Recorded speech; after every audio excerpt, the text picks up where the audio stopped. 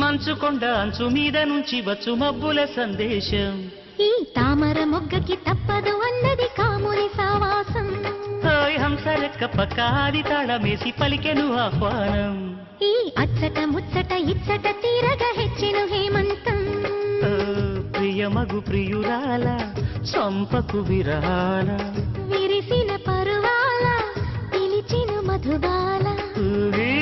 ఊగి రేగే అందాలే వేసే పూబంధాలే మధురం మధురం సాగే సరాగం మనసా వాచా కుంకుమ పూల తోటలో కులికే ఓ కుమారి శంఖములు దిన ప్రేమకి చేశా మది నివాసం